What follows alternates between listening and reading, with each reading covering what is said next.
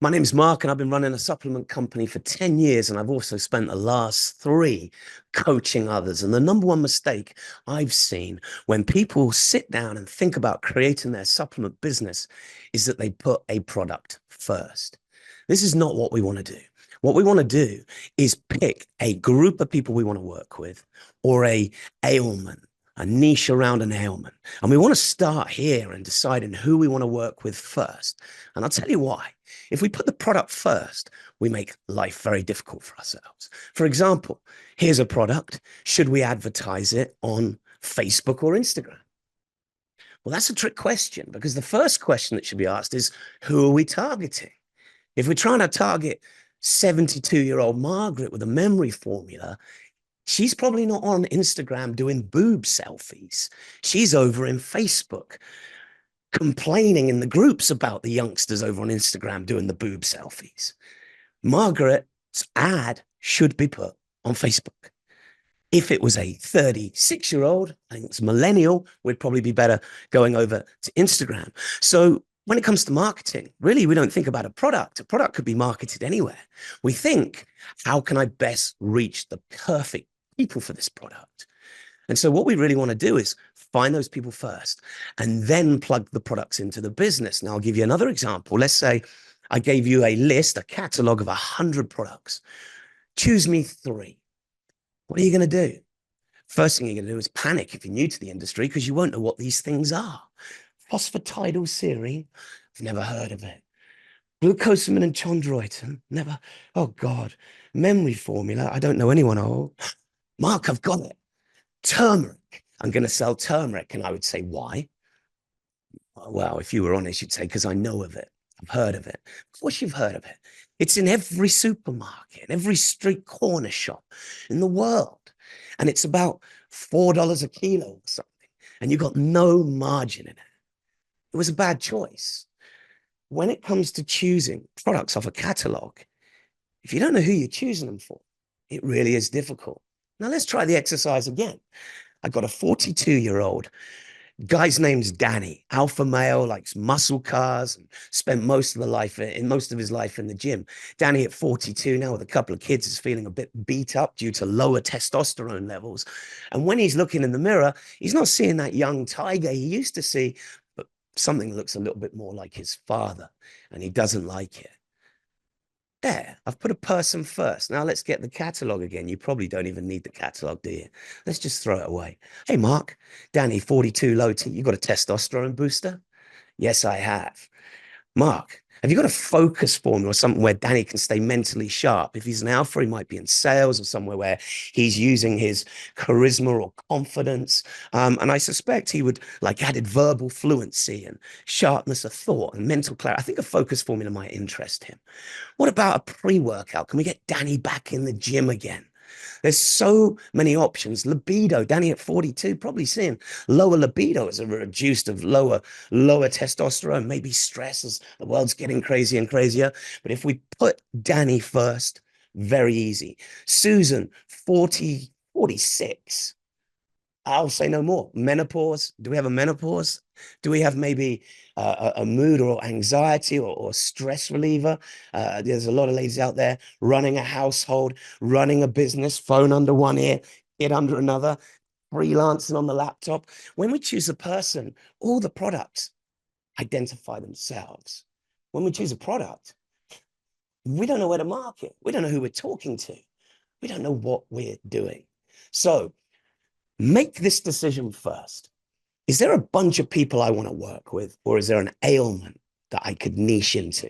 Now, bunch of people, hey, Mark, how you doing? I run a gym. I got 200 members. I'm a personal trainer. I understand all about the body. And I'm surrounded by people that want to change their physiques, increase their energy levels, and love who they see in the mirror. All right, great. Let's build a gym brand.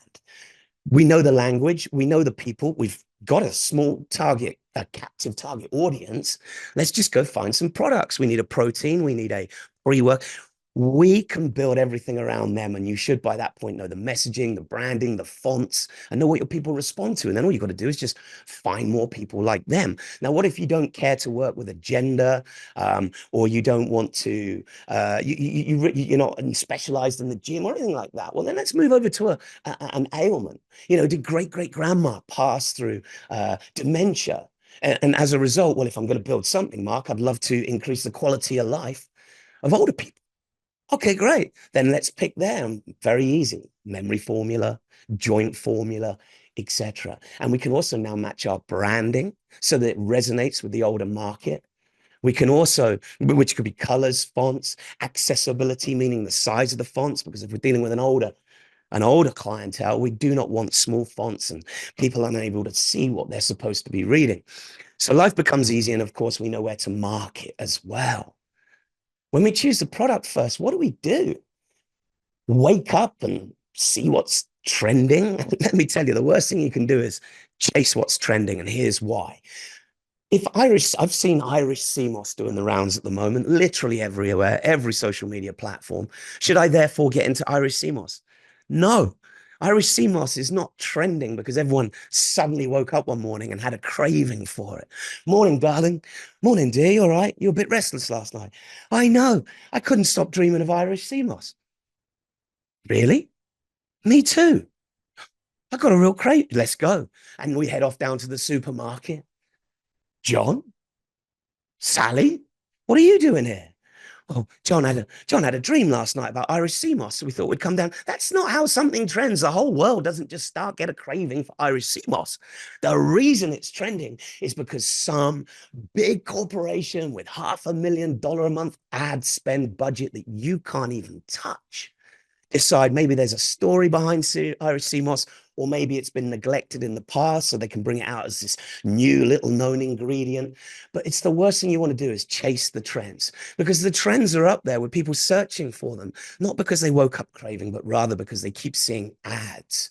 That's why they've gone off to Google and typed in the Irish sea moss reviews, Irish sea moss benefits. They want to know what this is all about, but it's purely because of a big ad push and campaign. So following the trends is just letting you know where the big guys are. We don't want to get into that. We don't want to follow those guys and try and compete. What we want to do is go and find a small little corner of the internet with a bunch of people we really enjoy working with, or an ailment we'd really like to help, and just go and do our thing and do it really well with lots of love and care, listening to our clients, have them help you make the decisions on the business.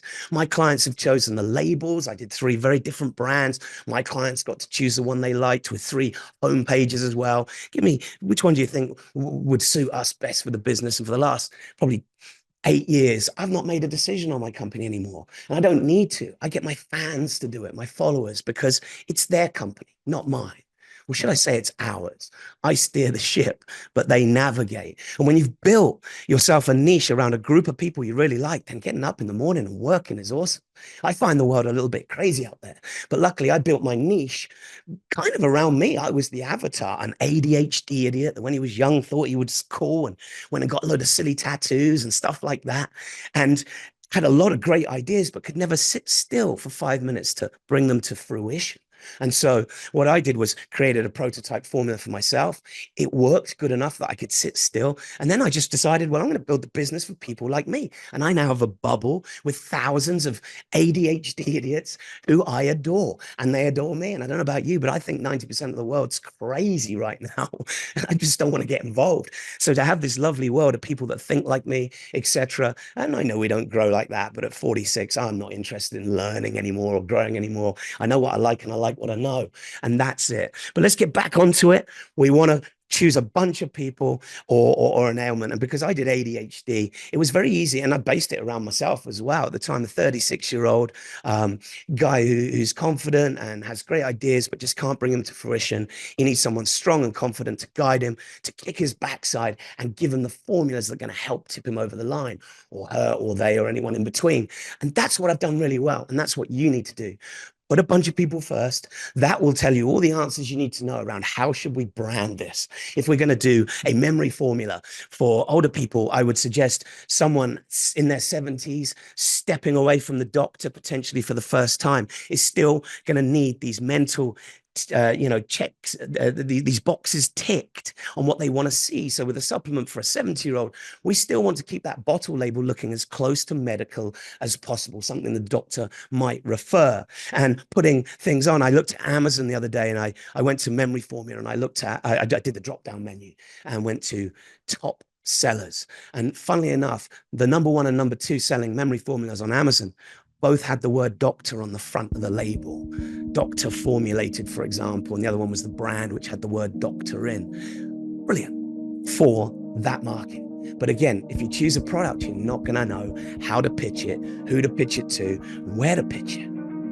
Choose a bunch of people, and they should identify themselves, especially if you make you the avatar like I did.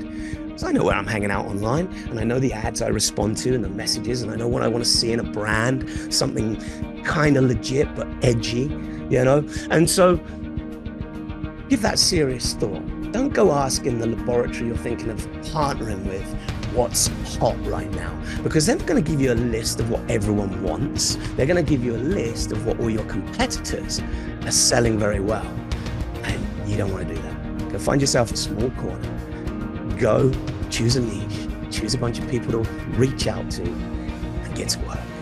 I hope that's helped, and I'll see you soon. Don't forget, you've got to hit the like button, because if I see no likes, I'm not making any more videos.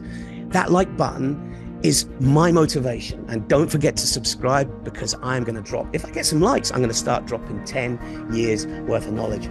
This is the first video. It's only going to go deeper and better. Thanks for watching. I've been Mark. You've been awesome. All the best.